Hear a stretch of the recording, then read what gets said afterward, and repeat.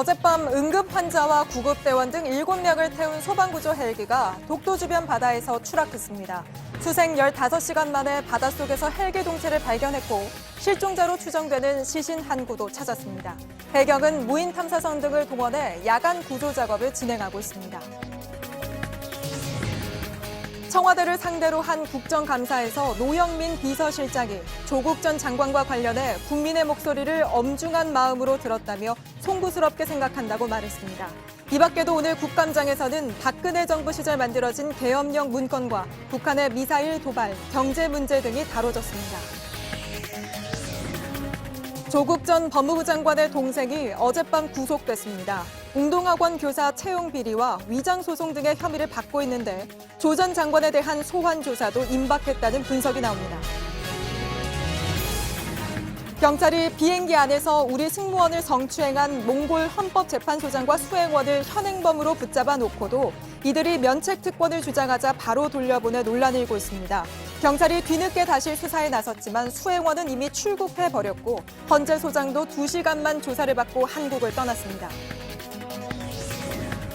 타다를 재판에 넘긴 것과 관련해 검찰이 기소 전 정부와 충분히 협의하고 기소 방침도 사전에 알렸다고 밝혔습니다.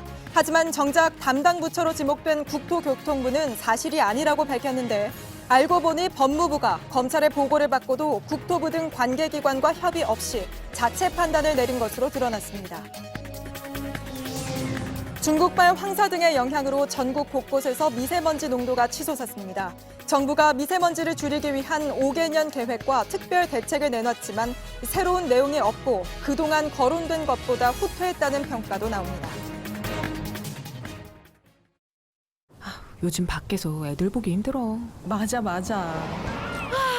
마음껏 뛰어놀겠군.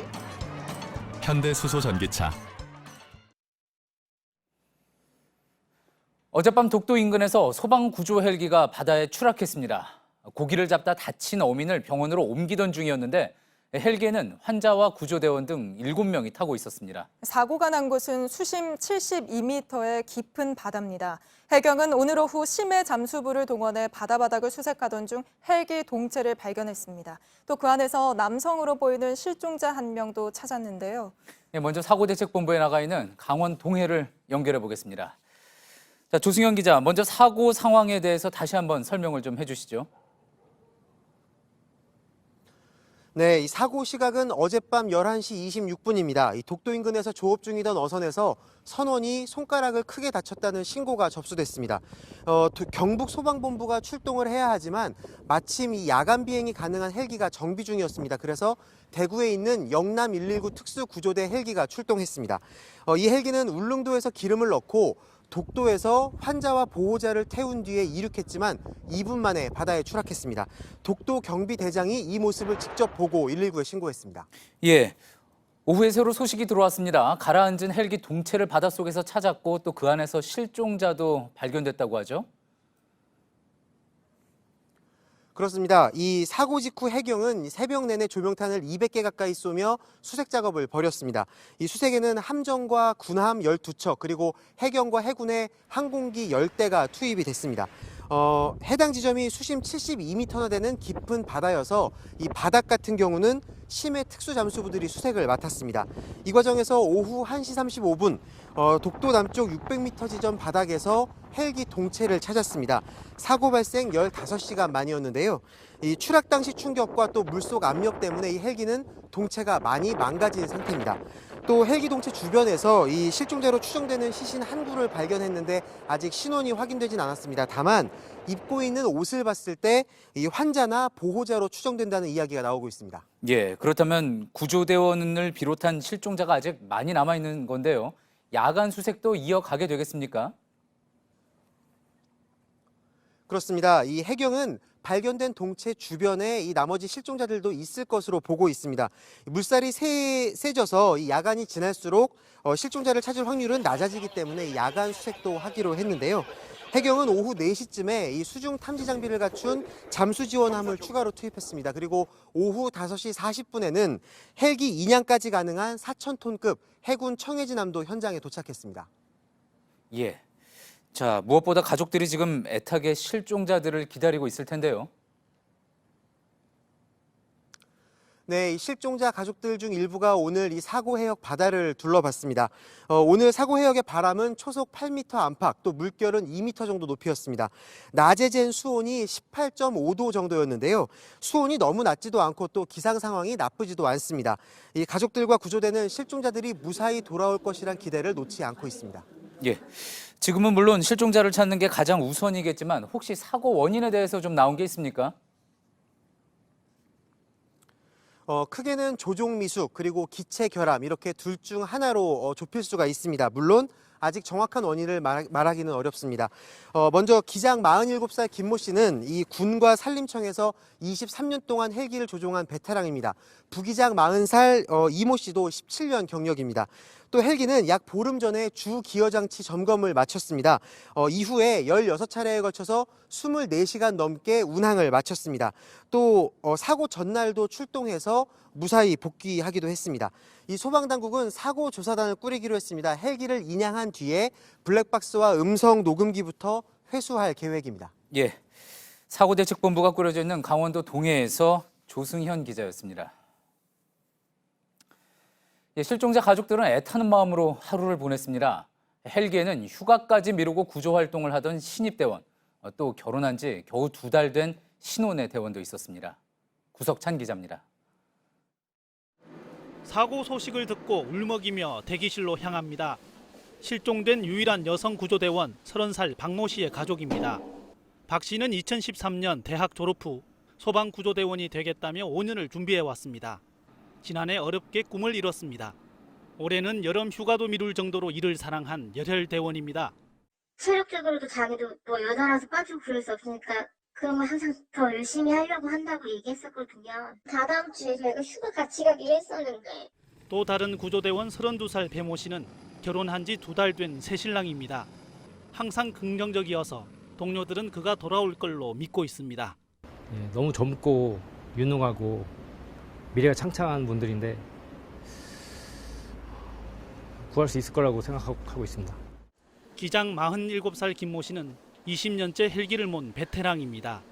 평소 가족들을 애틋하게 살펴온 따뜻한 가장입니다.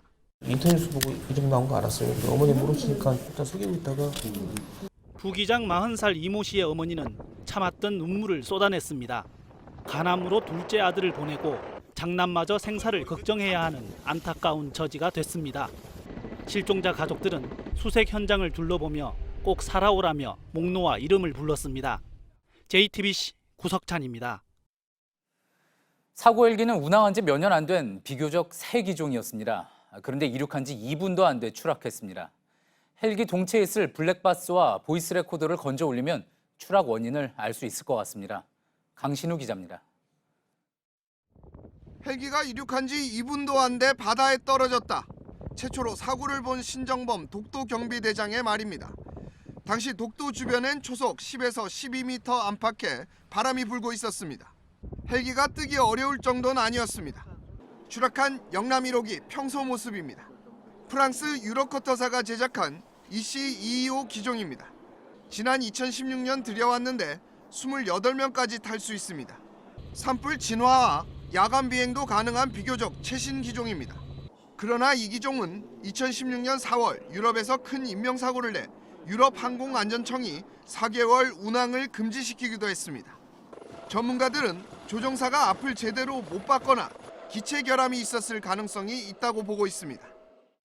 아주 어두운 상태일 겁니다. 혹시 이제 신체적인 어떤 착각이 여러 가지가 있는데 비스듬하게 가든지 아니면 올라가지 않는다는 그런 모습을 보였다는 거에 항공기 상태의 어떤 그런 것들도 있지 않았나.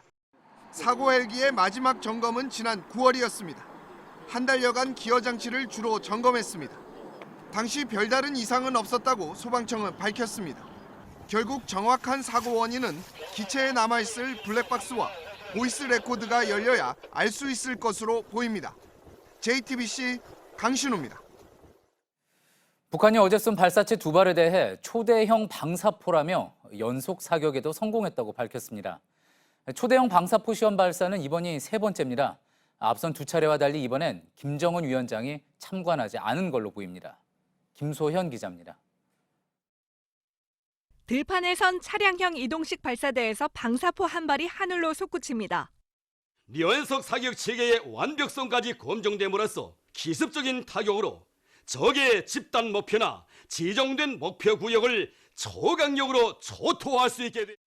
앞서 합동참모본부는 북한이 어제 오후 3분 간격으로 평안남도 순천 일대에서 동해상으로 발사체 2발을 쐈다고 밝혔습니다. 초대형 방사포 시험 발사는 지난 8월과 9월에 이어 세 번째입니다. 8월엔 시험이 성공적이라고는 표현했으나 이번처럼 연속 사격에 대한 언급은 없었고 9월엔 방사포 2발 중 1발은 내륙에 낙하해 실패한 걸로 분석된 바 있습니다. 당시 현장을 지켜본 김정은 위원장이 연발 사격 시험만 하면 될 것이라고 해 추가 발사를 시사한 바 있습니다. 하지만 이번엔 김 위원장이 직접 참관하진 않은 걸로 보입니다. 매체들은 김 위원장이 보고를 받고 큰 만족을 표시했다고만 전했습니다. 오늘 노동신문은 방사포 시험 소식을 일면 머릿기사 대신 이면에 실었고 사진도 한 장만 공개했습니다. 북한이 미국과의 연말 협상 시한을 앞두고 보도 수위 등은 조절한 거란 분석이 나옵니다. JTBC 김소현입니다. 고노다로 일본 방위상은 오는 22일 종료되는 한일 군사정보보호협정 지소미아를 재연장할 필요가 있다고 다시 강조하고 나섰습니다. 고노 방위상은 오늘 열린 기자회견에서 북한의 미사일에 대처하기 위해서는 한미 두 나라와의 연대가 필수라며 한국 측에서 현명한 판단을 해줬으면 한다고 말했습니다. 오늘 국회에서는 대통령 비서실과 국가안보실을 대상으로 국정감사가 진행됐습니다. 조국 전 장관을 둘러싼 논란, 또 계엄령 문건 등을 놓고 여러 이야기가 나온 것으로 전해집니다. 국회를 연결해 보겠습니다. 자, 박소영 기자, 지금도 이제 국정감사가 계속 진행이 되고 있죠? 네, 오전 10시부터 국정감사를 진행했는데요. 저녁 식사로 잠시 정회했다가 조금 전인 8시 5분부터 다시 시작했습니다. 예, 예상됐던 대로 오늘 청와대 국감에서는 조국 전 법무부 장관 논란과 관련된 공방이 이어졌죠? 네, 그렇습니다. 한국당은 노영민 비서실장이 이른바 조국 사태에 책임을 지고 물러나야 한다고 주장했습니다. 이에 대해 노영민 비서실장은 무거운 책임감을 느낀다며 유감을 나타냈습니다. 조국 전 장관은 잘못된 인사 아니냐는 야당의 질문에 노 실장은 의도와 달리 결론적으로 그렇게 됐다고 답하기도 했습니다.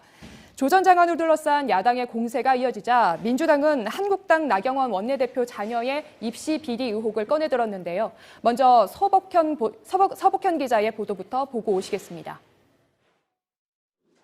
노영민 비서실장은 조국 전 장관과 관련해 국민의 목소리를 엄중한 마음으로 들었다며 유감을 나타냈습니다. 국민들 사이에 또 많은 갈등이 야기된 부분에 대해서도 역시 송구스럽게 생각하고 있습니다. 하지만 야당은 한 발 나아가 사퇴를 요구했습니다. 이번에 책임지실 생각 없습니까? 저를 비롯한 모든 비서들은 무한 책임을 느끼고 있고 언제든지 저희들은 저희들의 모든 것을 다 할 생각입니다. 한국당은 조 전 장관에 대한 검증 자료를 요구하며 부인의 검증 여부를 물었지만 노 실장은 법상 공개할 수 없다고 맞섰습니다.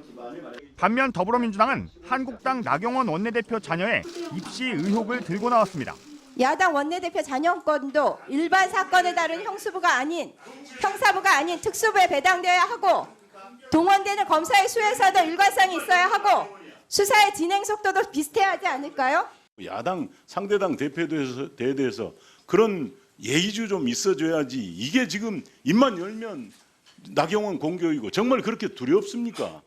한국당이 청와대 민정수석실에서 일했던 윤규근 총경과 대통령의 가족을 연결짓자 노 실장의 목소리도 높아졌습니다. 유 총경의 업무가 가족 관련된 업무였고 그래서 윤 총경 부인이 태국으로 가신 대통령 따님에 대한 일을 이렇게 살펴드리기 위해서 그 자리로 갔다.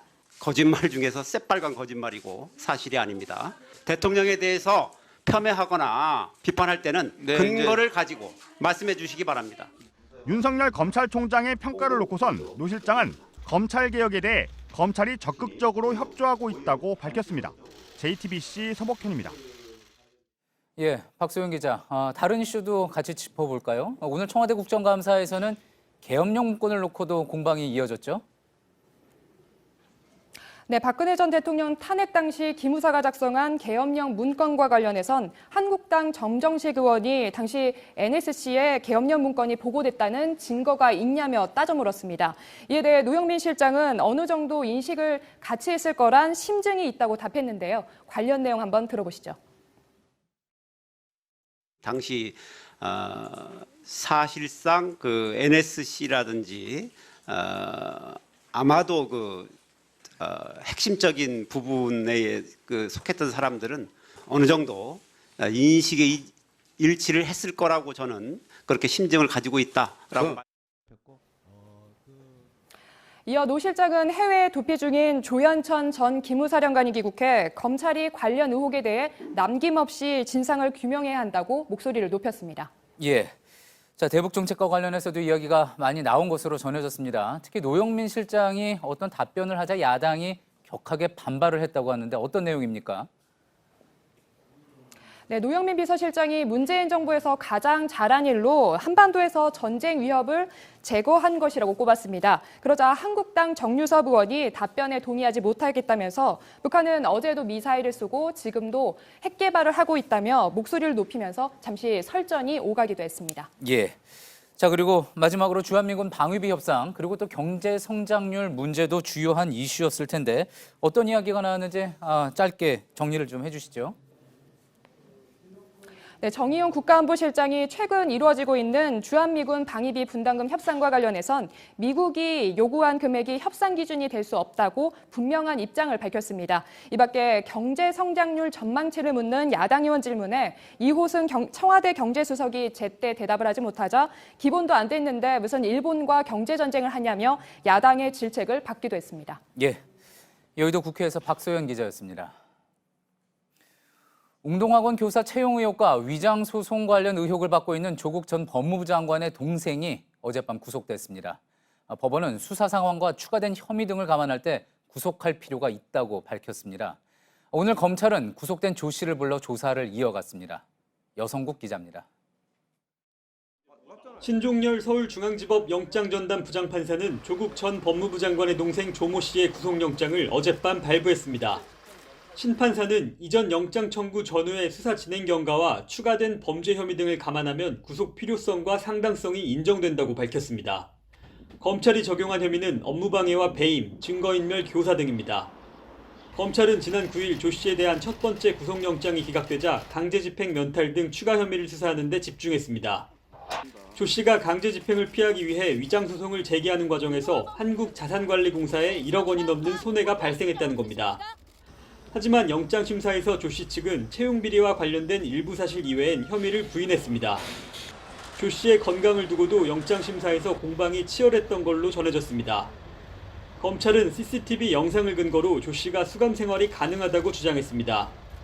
하지만 조 씨 측은 목과 허리의 질병을 증명하는 소견서와 MRI, 즉 자기공명 영상 촬영본을 제출했습니다. 법원은 결과적으로 조 씨의 수감 생활이 가능하다고 판단해 검찰의 주장에 손을 들어줬습니다. 검찰은 구속된 조 씨를 오늘 처음 불러 웅동학원 의혹과 관련한 추가 조사를 이어갔습니다. JTBC 여성국입니다. 조국 전 장관의 동생이 구속되면서 앞으로 검찰 조사는 웅동학원 이사장인 조 전 장관의 모친으로 이어질 전망입니다. 또 조 전 장관에 대한 소환 조사도 이르면 다음 주가 될 걸로 보입니다. 이서준 기자입니다. 조 전 장관의 동생 조모 씨는 웅동학원 사무국장이었지만 실질적인 역할은 없었다는 입장입니다. 웅동학원 허위 소송 혐의의 책임 소재를 더 확인할 필요가 있는 겁니다. 검찰은 웅동학원 이사장인 조 전 장관의 모친 박모 씨를 상대로 이와 관련한 조사를 할 전망입니다. 또 조 씨가 뒷돈을 준 지원자에게 웅동학원 채용 시험지를 넘겼는데 이 시험지를 박 씨가 보관하고 있었습니다. 조 전 장관도 이르면 다음 주 중 소환될 것으로 보입니다. 정경심 교수의 구속 기한은 오는 11일까지 연장됐습니다. 검찰은 조 전 장관이 정 교수의 WFM 주식 차명 거래를 알고 있었는지 여부와 서울대 공익인권법센터 인턴 증명서 발급에 관여했는지 여부 등을 확인할 계획입니다.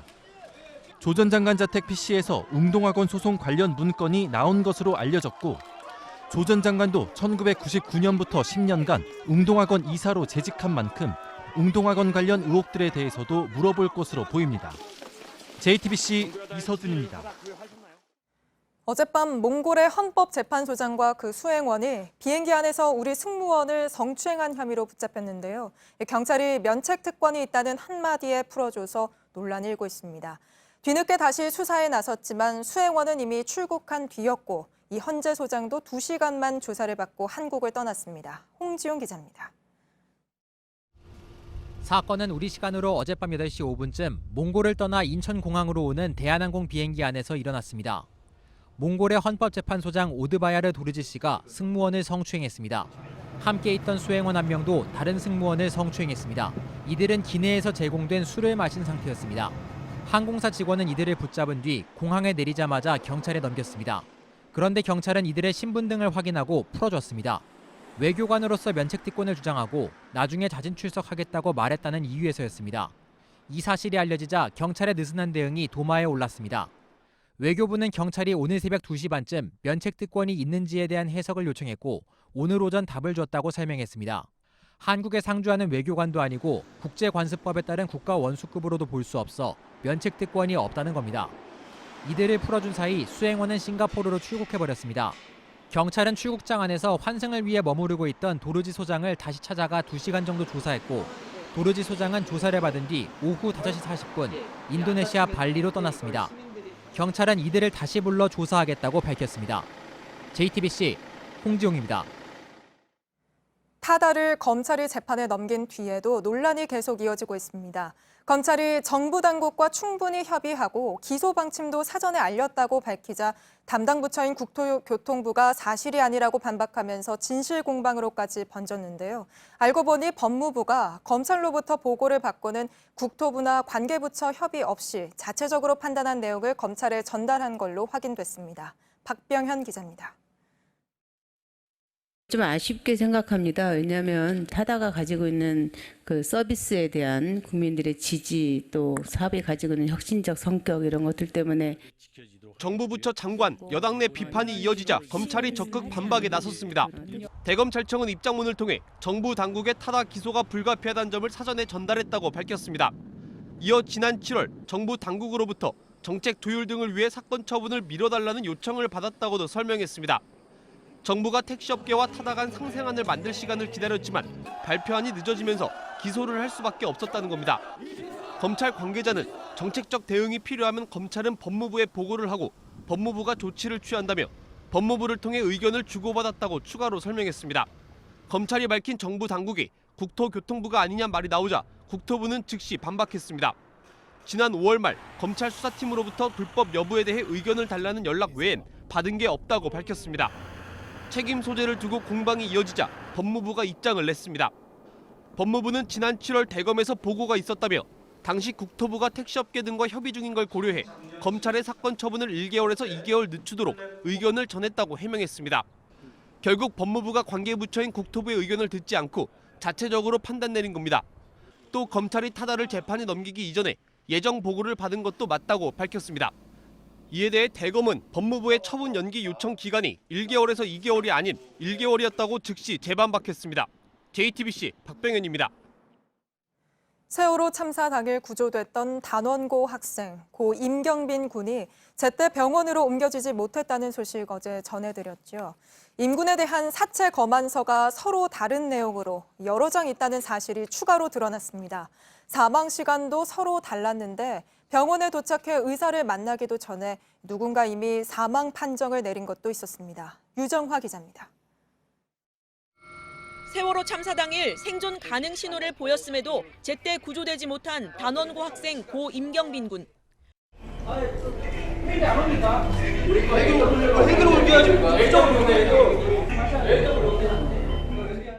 임 군의 구조 수색 상황을 되짚어보게 된 건 사체 검안서가 여러 장 나왔기 때문입니다. 병원에 도착해 의사를 만난 게 밤 10시가 넘어서인데 그 전에 이미 누군가 사망 판정을 내렸다는 겁니다.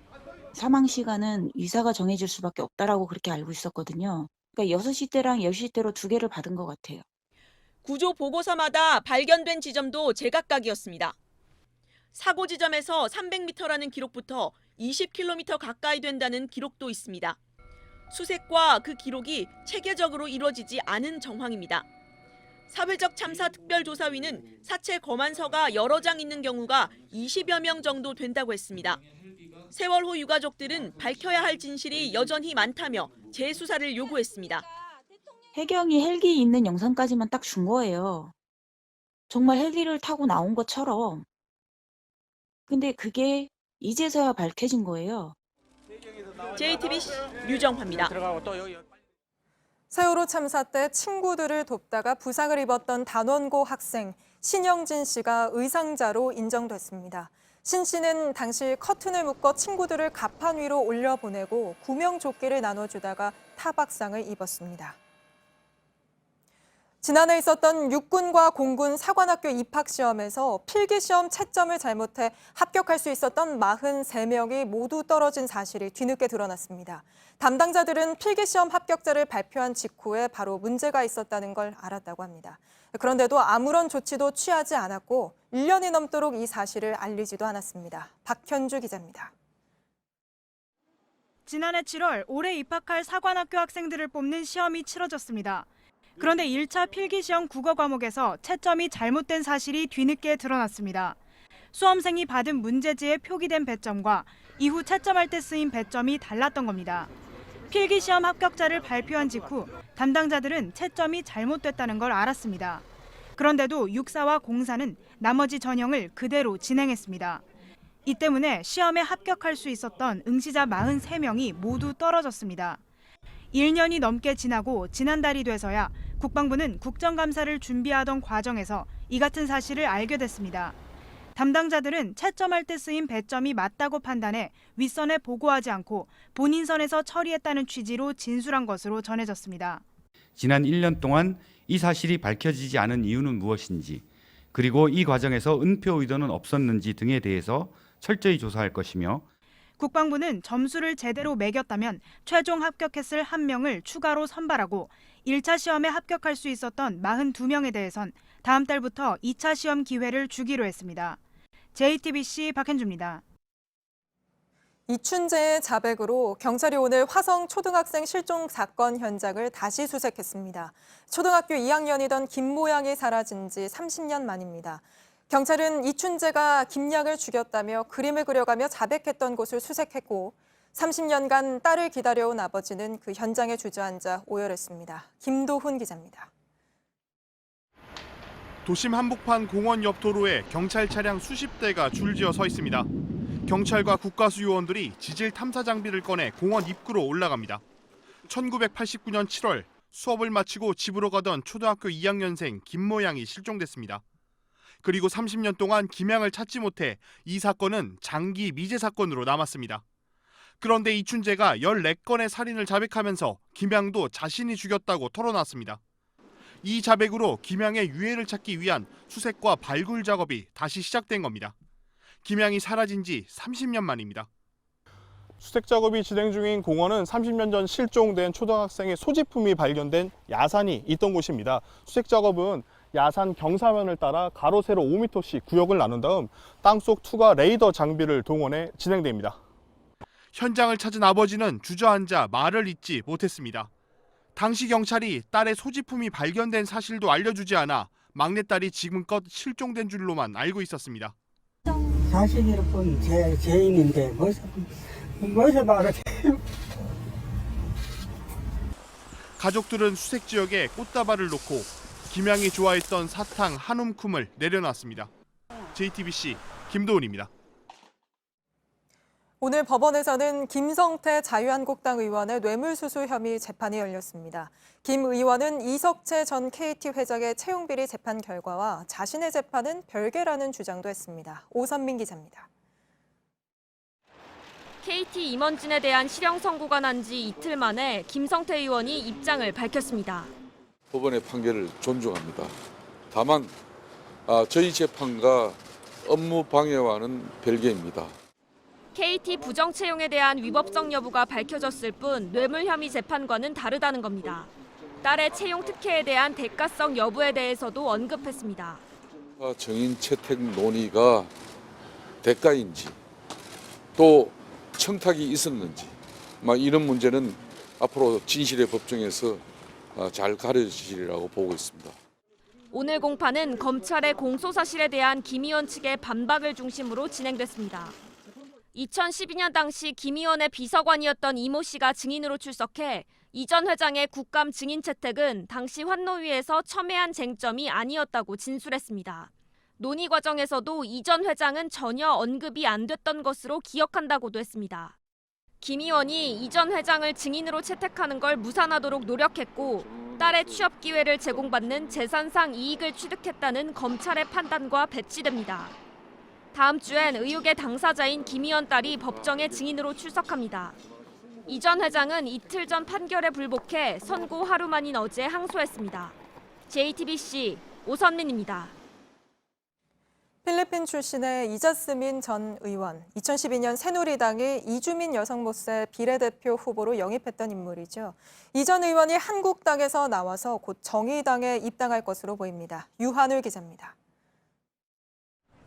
2012년 19대 총선 당시 새누리당은 필리핀 출신의 이자스민 씨를 비례대표 국회의원에 당선시켰습니다. 최초의 이주민 출신 국회의원으로 주로 다문화 가정과 관련한 입법 활동을 했습니다. 4년 뒤 20대 총선에서도 재선을 노렸지만 국회는 제가 해왔던 일은 4년 동안 좀 계속 이어갈 수 있었으면. 새누리당은 공천을 주지 않았습니다. 이 전 의원은 자유한국당으로 당명이 바뀐 뒤에도 당적을 유지했지만 지난주 결국 탈당했습니다. 최근 정의당 관계자들과 만나 입당 논의를 한 것으로 전해졌습니다. 정의당 핵심 관계자는 이 전 의원이 심상정 대표와 만났고 조만간 영입 발표가 있을 것으로 안다고 밝혔습니다. 이 전 의원이 정의당을 선택한 데에는 한국당에 대한 실망이 크게 작용했다고 주변 사람들은 전했습니다.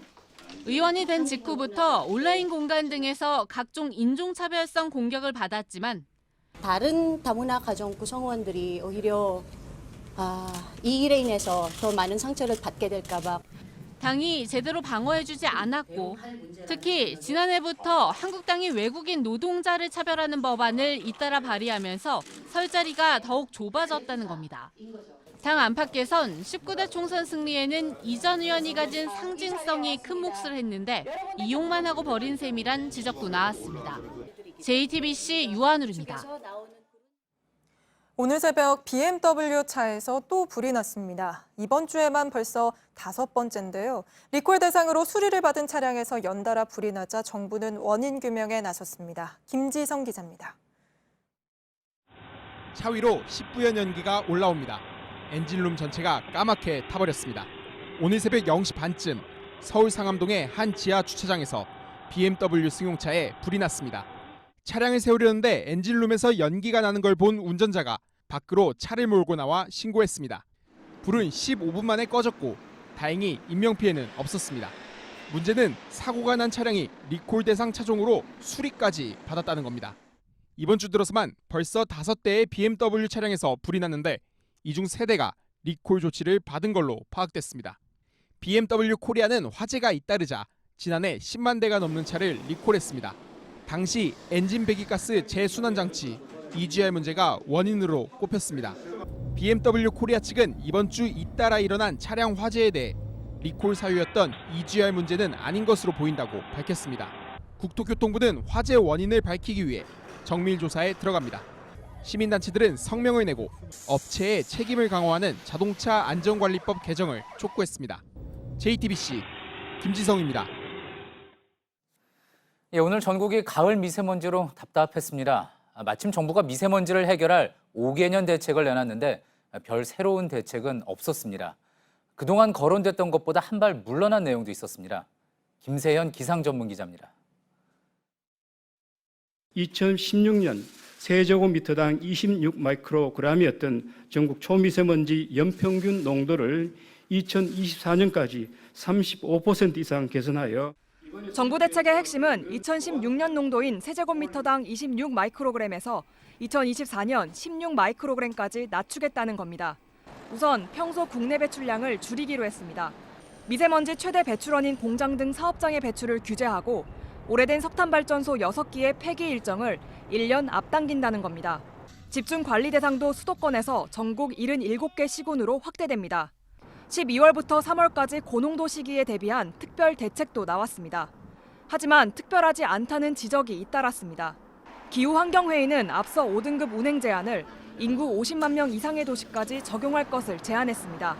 하지만 기존과 마찬가지로 수도권에서만 실시되고 차량 이부제는 민간이 아닌 공공부문에만 적용됩니다. 미세먼지 배출의 주범으로 꼽히는 석탄발전소도 가동 중단 규모를 정하지 않고 일단 발전 출력을 80%로 묶었습니다. JTBC 김세연입니다. 오늘 도쿄에서는 한국과 일본의 국회의원 100여 명이 모여 한일 관계를 어떻게 풀지 논의했습니다. 일본 의원들은 강제징용 등 현안에 대해 여전히 억지 주장을 펴기도 했는데 일단 양국 정상이 조속히 만나 문제를 풀어야 한다는 목소리가 양측에서 나왔습니다. 윤서령 특파원입니다. 한일 그리고 일한 의원연맹에 속한 의원 100여 명이 오늘 도쿄 중의원회관에서 합동 총회를 했습니다. 수출 규제 조치, 지소미아 종료 등의 여파로 지난 9월 한 차례 연기됐다가 열린 겁니다. 양국 의원들은 두 나라 관계에 대해 우려를 표명하고 한일 정상회담의 조속한 개최를 촉구했습니다. 또 내년 열리는 도쿄올림픽과 관련해선 별도의 위원회를 구성해 교류 협력을 강화하기로 했습니다. 회의에선 우길기 반입과 후쿠시마산 식자재 사용에 대한 우려가 제기됐고 이에 대해 일본 측에선 도쿄도 측에 우려를 잘 전달하겠다는 의견도 나왔다고 참석자는 전했습니다. 하지만 강제징용 문제 등 현안에 대해선 여전히 깊은 인식차를 드러냈습니다. 대화를 통해 역사 문제를 풀어가자는 한국 측과 달리 일본 측은 일방적으로 문제 해결을 촉구했습니다. 한국의司法判断があったとしても韓国内の内政で解決を 피해 당사자들이 입은 상처와 결부된 민감한 사안인 만큼 섬세한 접근이 필요합니다. 이 때문에 정치권이 머리를 맞대더라도 실질적인 해결로 이어질 수 있을지 회의적이라는 지적도 나옵니다. 도쿄에서 JTBC 윤서령입니다. 예, 오늘 지난달 수출 성적표가 나왔는데 마이너스 14.7%. 썩 좋지 않습니다. 외부 환경이 워낙 안 좋은 탓도 있지만 11개월 연속 뒷걸음질 친 거라 올해 수출 성적은 마이너스를 피할 수 없을 것 같습니다. 정부는 연말까지 우선 60조 원을 지원하기로 했습니다. 정재우 기자입니다. 10월 수출은 468억 달러, 우리 돈 약 54조 원으로 지난해 10월보다 14.7% 줄었습니다. 올해 들어 가장 큰 폭으로 떨어진 겁니다. 올해 수출 성적도 2016년 이후 3년 만에 처음으로 마이너스를 피하기 어려울 것 같습니다. 지난해 12월부터 11개월 연속 내리막입니다. 지난해 정점을 찍었던 세계 반도체 시장이 올해는 불경기인 탓이 컸습니다. 미중 무역 전쟁 등으로 세계 경기가 좋지 않은 것도 한몫했습니다. 정부는 앞으로 올라갈 일만 남았다고 합니다. 내년 1분기에는 반도체 가격 회복, 미중 무역 협상의 1단계 타결 가능성과 함께 선박 자동차 등의 수출 여건 개선으로 수출이 플러스로 개선될 것으로 기대됩니다. 하지만 올해 성적이 나쁘기 때문에 상대적으로 수치가 올라갈 뿐 수출 상황은 여전히 안 좋을 수 있다는 우려도 나옵니다. 정부는 우선 연말까지 무역금융에 60조 원을 지원하기로 했습니다. 내년에는 수출 계약서만 있어도 받을 수 있는 중소기업 지원 자금을 4배로 늘립니다. JTBC 정재우입니다. 미국 하원이 트럼프 대통령에 대한 탄핵 조사를 공식화하는 결의안을 채택했습니다. 탄핵 조사는 지난 9월에 이미 시작됐는데 의회가 이번에 승인하면서 그동안 비공개로 이루어졌던 청문회가 공개될 가능성이 열렸습니다. 워싱턴에서 박현영 특파원입니다. 미국 하원이 트럼프 대통령에 대한 탄핵 조사를 공식화하는 결의안을 통과시켰습니다. On this vote, the yeas are 232. The nays are 196. The resolution is adopted without objection. 민주당과 공화당은 완전히 갈렸습니다. 민주당 의원 234명 가운데 2명만 반대표를 던졌고 공화당은 똘똘 뭉쳤습니다. 투표 결과가 나온 뒤 트럼프 대통령은 트윗으로 미국 역사상 가장 엄청난 마녀 사냥이라고 비판했습니다. 이번 결의안은 대통령 탄핵을 결정하는 표결은 아닙니다. 탄핵 조사를 계속하는 데 필요한 절차와 방법을 처음으로 규정했습니다. 그동안 비공개로 이뤄진 증언 청취가 공개 청문회로 바뀔 가능성이 열렸고 트럼프 측 변호인이 증인을 대질 신문할 수도 있게 됐습니다. 탄핵 조사가 시작된 지 한 달이 넘어 민주당이 결의안을 표결한 이유는 여론을 의식했기 때문입니다. 트럼프 측은 비공개 증언 청취에 대해 문을 걸어 잠그고 하는 밀실 조사라고 비판했습니다. 양당은 표결 결과를 아전 인수격으로 해석했습니다. 트럼프 대통령은 공화당에서 반란표가 없었다는 점을 앞세웠고 I didn't have one negative Republican vote. 민주당은 결의안이 통과돼 탄핵 추진에 탄력을 받을 것으로 전망했습니다. 워싱턴에서 JTBC 박현영입니다. 홍콩에선 벌써 몇 달째 시위가 이어지고 있죠. 어제 헬로윈 데이에 맞춰 시민 1,000명이 다시 거리로 쏟아져 나왔습니다. 복면금지법에 반대하며 캐리람 홍콩 행정장관과 시진핑 중국 국가주석을 풍자하는 가면도 등장했습니다. 황예린 기자입니다. 캐리람 홍콩 행정장관이 조커 분장을 한 듯한 모습의 가면을 쓴 시민들이 거리로 나왔습니다. 현지 시간 지난달 31일 헬로윈 데이를 맞아 홍콩 주요 도심에서 시민들이 정부 주요 인사들을 조롱하는 가면을 쓰고 시위에 참가했습니다. 지난달 초 시작된 복면 금지법을 비판하기 위한 겁니다. 시진핑 중국 국가주석의 얼굴과 디즈니 만화 캐릭터인 곰돌이풀을 겹쳐놓은 듯한 모습의 가면들도 잇따라 등장했습니다. 시 주석과 닮았다는 이유로 중국 정부의 검열 대상이 된 곰돌이푸는 시 주석을 풍자할 때 쓰입니다. 기쁘게 복면을 쓰자는 손팻말을 들고 나선 시민도 있습니다.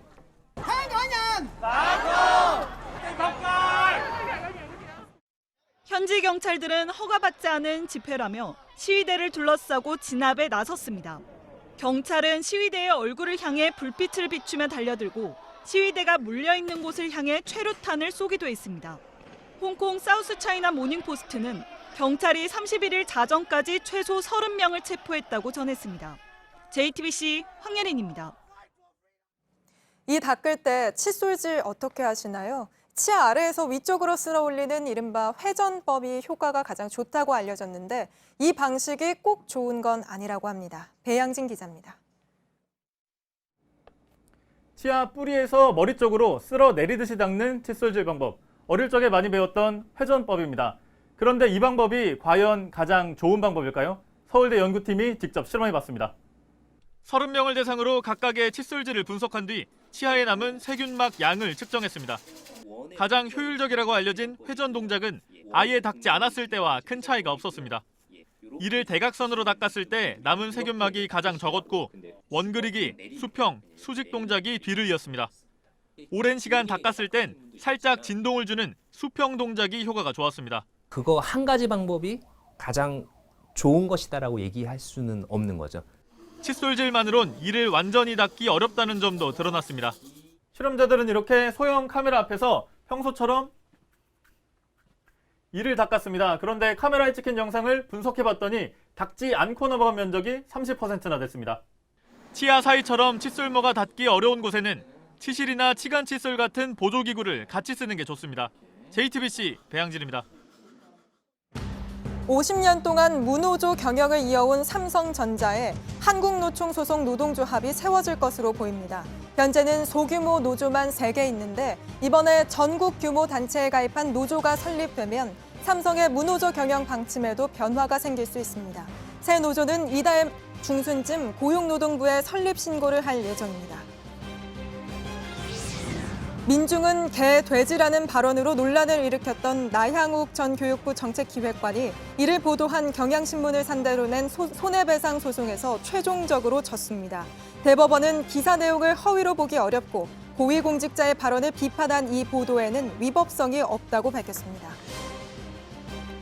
건강검진 전문기관 한국의학연구소 KMI 전현직 이사장 부부가 수십억 원을 부당하게 챙긴 혐의로 검찰에 넘겨졌습니다. KMI 전 이사장 이모 씨와 이 씨 부인이자 현 이사장인 김모 씨는 번갈아 이사장으로 근무하면서 재단으로부터 퇴직 위로금 명목 등으로 약 30억 원을 받아 챙긴 혐의를 받습니다. 미국 캘리포니아 곳곳에서 큰 산불이 난 가운데 남부에서 또 다른 산불이 나 주민 약 1,300명이 대피에 나섰습니다. 캘리포니아 소방당국은 현재 이 주에서 대형 산불 11건이 계속되고 있다고 밝혔습니다. 도쿄냐 삿포로냐, 말 많던 도쿄올림픽 마라톤이 결국 삿포로에서 열립니다. 국제올림픽위원회, IOC가 일본의 반대를 뿌리친 건데요. 그만큼 도쿄의 여름 무더위는 심각한데 오늘은 골프 역시 장소를 바꿔야 한다는 목소리도 나왔습니다. 강나현 기자입니다. IOC の決定に同意することはできませんが、最終決定の権限を有する。 너무 더운 게 문제라면 해 뜨기 한참 전 새벽 5시, 나아가 새벽 3시라도 도쿄에서 마라톤을 하면 된다고 주장했던 일본. 그러나 결국 IOC의 의지를 꺾지 못했습니다. 오늘 IOC와 도쿄도, 도쿄 조직위와 일본 정부는 사자회의를 열고 올림픽 마라톤과 경보 경기를 삿포로로 옮겨서 열기로 확정했습니다. IOC는 일본의 불만을 의식해서인지 경기 장소를 바꾸면서 발생하는 3,600억 원가량의 추가 비용에 대해 도쿄도에 부담을 지우지 않겠다고 밝혔습니다. 그러나 마라톤을 삿포로로 옮긴다고 해서 도쿄올림픽을 향한 무더위 걱정이 사라진 건 아닙니다. 일본 내부에선 다른 종목의 개최지를 바꿔달라는 요구가 나왔습니다. 일본 마스자와 첨의원은 토마스 바흐 IOC 위원장에게 서한을 보내 골프 역시 다른 지역에서 열어달라고 요청했습니다. 도쿄 중심부에서 50km 떨어진 현재 골프장의 8월 평균 기온 역시 31도가 넘습니다. 선수들이 오랜 시간 뜨거운 햇볕에 노출되는 만큼 위험을 안고 경기해야 한다는 겁니다. IOC와 도쿄올림픽 조직위는 오늘 철인 3종과 승마에 한해서는 각각 1시간 이상 앞당겨 아침 일찍 치르기로 합의했습니다. JTBC 강나현입니다.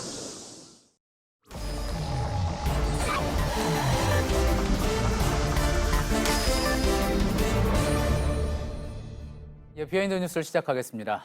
최재원 기자가 나와 있습니다. 최 기자, 첫 번째 키워드 볼까요? 네, 첫 번째 키워드는 색소폰과 리더십으로 정했습니다. 예, 황교안 자유한국당 대표가 색소폰 연주했다는 소식이 있었는데 관련된 이야기인가 보죠? 맞습니다. 이 황 대표의 오래된 취미라고 하죠. 이 한국당 공식 유튜브에 이 연주 영상을 올렸는데 제가 영상을 보면서 좀 설명을 드리도록 하겠습니다. 예. 영상을 좀 보시면 이 데님 셔츠에 조끼 차림을 하고 또 자막에는 손때 묻은 옛 친구를 오랜만에 잡아봅니다 라고 자막이 보이시죠? 검사 시절에 거의 독학으로 배웠고 음반도 냈었다고 합니다.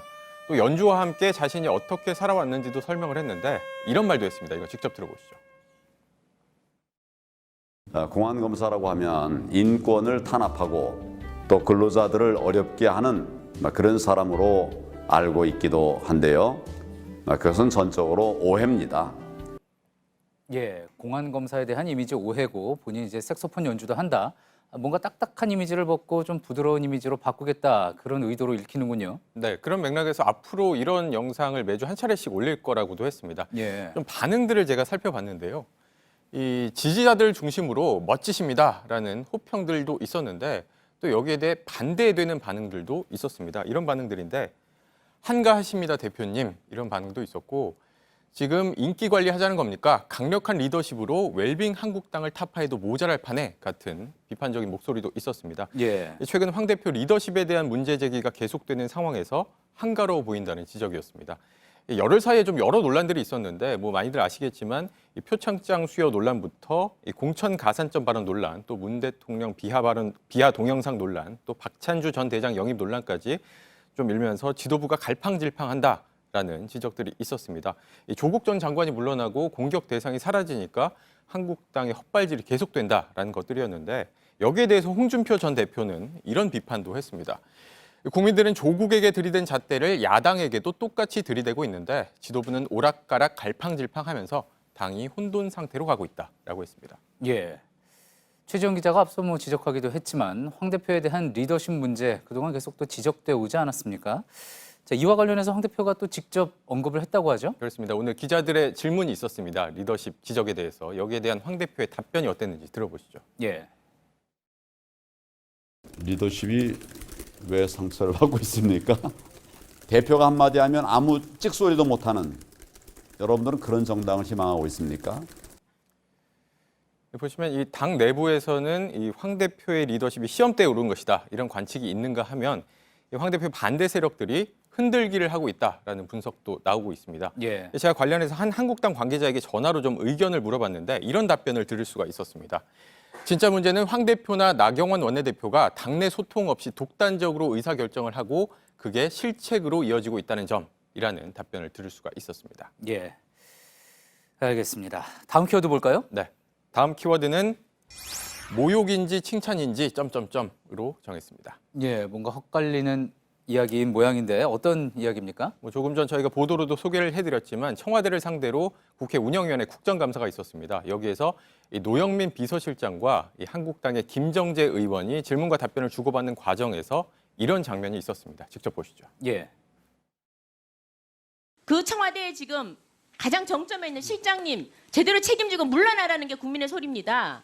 무슨 제도 지금 제도 운운하십니까? 말 힘들게 하지 마세요. 대통령 닮아가십니까? 왜 그러세요? 대통령 닮아간다는 게 지금 무슨 말입니까? 이 위원장님께서 이렇게 모욕적인 표현을 쓰는 것에 대해서 그 지적을 좀 해주셨으면 좋겠습니다. 대통령에 대해서 예, 대통령 닮아간다. 이 부분이군요. 이 말 때문에 이제 언쟁이 붙게 된 거군요. 그렇습니다. 언쟁이 또 한동안 이어졌는데 김 의원은 이 대통령에 대해서 한마디도 못하는가라고 반발을 했고 여기에 대해서 이제 노 실장도 대통령에 대해서 그렇게 함부로 말씀하시는 게 아니다라고 했습니다. 지켜보던 바른미래당의 하태경 의원이 여기에 대해서 칭찬한 걸로 생각하고 넘어가세요라고 끼어들기도 했습니다. 아, 예. 칭찬한 걸로 넘어가라. 그러니까 비서실장에게 대통령 닮았다고 한 게 칭찬 아니냐? 뭐 그런 맥락이었던 것 같은데. 근데 내용 들어보면 저게 칭찬은 아니지 않습니까? 그렇죠. 김정재 의원이 말 힘들게 하지 마라. 대통령 닮아가냐라고 발언을 했고 이걸 거꾸로 얘기하면 대통령이 말을 힘들게 한다는 얘기가 되기 때문에 발언 맥락만 봐도 좀 칭찬으로 보기는 어렵습니다. 예. 그런가 하면 노 실장은 좀 답변 도중에 수첩을 꺼내들고 보는 모습을 보이기도 했는데 김정재 의원은 이것도 문제를 삼았습니다. 이것도 영상으로 확인하시죠. 예. 실장님 물러날 생각이 있느냐 없느냐 물었습니다. 네, 그 물러나는 부분에 있어서도 역시 그것도 보고 있겠다는 뜻입니까? 우리 참모진들에게 영상에서 확인하셨지만 노 실장 손에 수첩이 들려있는 모습을 보셨을 텐데 이 문제의 수첩이 언론사 카메라에 포착이 되기도 했습니다. 이 수첩의 한 페이지를 보면 뭐 공정, 정의, 경제, 인사 같은 키워드들이 보이고 특히 눈에 띄는 것은 지금 저렇게 빨간 글씨로 씌어져 있는 재판 중 답변 곤란이라는 메모였습니다. 예. 조국 전 장관에 대한 질문에 대비한 답변으로 보이는데 실제로 노 실장은 이 조 전 장관 관련 답변에 대해서 재판 중인 사안에 대해 답변하기 힘들다라고 답하기도 했습니다. 예, 알겠습니다. 여기까지 듣겠습니다. 비하인드 뉴스 최재원 기자였습니다. 내일은 전국이 맑다가 오후부터 구름이 많이 끼겠습니다. 아침 최저 기온은 4도에서 15도, 최고 기온은 17도에서 22도로 일교차가 10도 안팎으로 벌어지는 곳이 많겠습니다. 미세먼지 농도는 광주, 전북에서 나쁨, 그 밖의 지역은 보통 수준일 거란 예보입니다. 예, 오늘 뉴스가 끝난 뒤에는 소셜 라이브가 있습니다. 교육 담당하는 박유미 기자와 함께 정시 확대와 자사고 폐지, 이번 대입 제도는 10년 갈 수 있을까라는 주제로 이야기를 나눠보겠습니다. 예, 저희가 준비한 소식은 여기까지입니다. 시청해주신 여러분 고맙습니다.